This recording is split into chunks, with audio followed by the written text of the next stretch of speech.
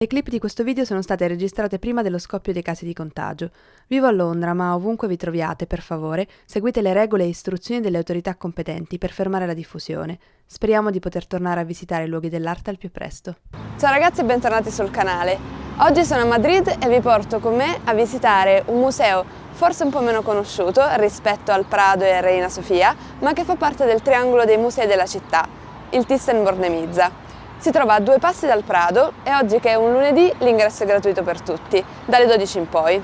Tutto questo grazie alla sponsorizzazione di Mastercard. Siamo anche fortunati perché qui non mi fanno problemi nel riprendere. Da quando il museo Thyssen-Bornemisza è stato aperto nel 1992, la collezione privata del barone Hans-Heinrich Thyssen-Bornemisza è diventata una delle più importanti al mondo, tra quelle esposte al pubblico.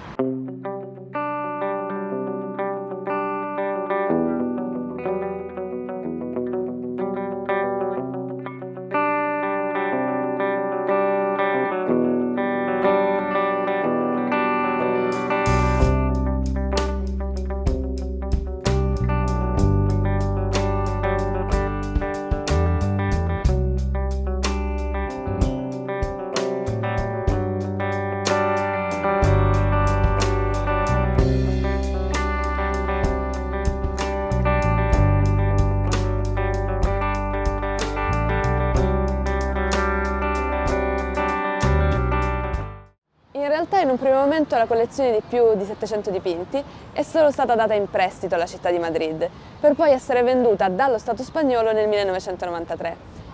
La decisione del barone di vendere è stata senza dubbio influenzata da sua moglie Carmen, ex Miss Spagna, negli anni 60, ma è stata anche incoraggiata dalla possibilità di ospitare le opere nel Palacio di Villahermosa, un edificio dei primi dell'Ottocento ristrutturato per accogliere il museo.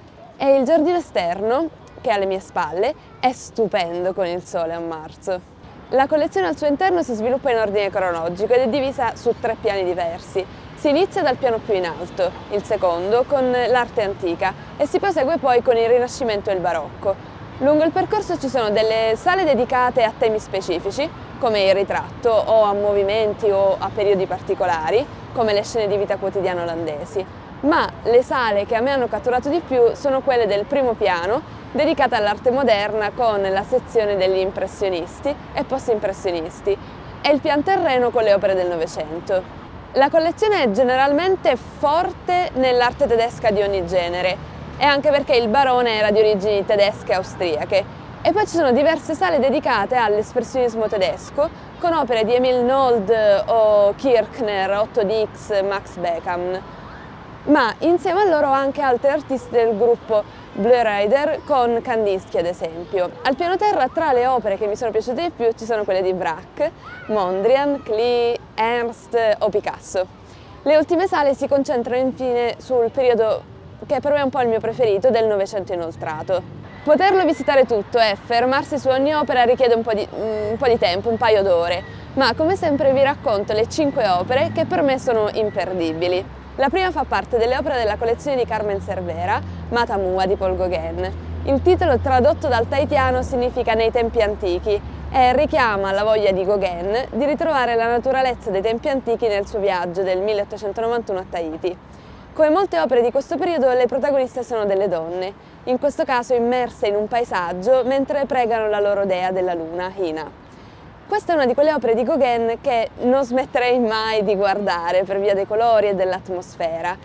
È una delle opere di questo ciclo di Tahiti che fa parte delle 5 opere più pagate al mondo. Come vi ho raccontato in un altro video, è stata protagonista di alcune delle mie ricerche. La seconda opera che ho scelto è Immagine con 3 punti del 1914 di Kandinsky. Senza Kandinsky oggi non esisterebbe l'arte astratta, fatta di segni e colori come noi la conosciamo. E quindi non esisterebbero molte delle opere che a me emozionano di più al mondo.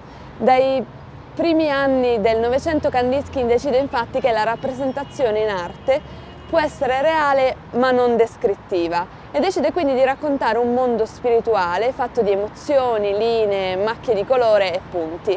La musica è il suo modello e in quest'opera anche la materia diventa importante, insieme alla matematica. Sulla destra infatti sembra quasi di riconoscere il numero 3, una linea rossa che parte dall'alto e attraversa tutta l'opera, circondata da chiazze di colori e punti.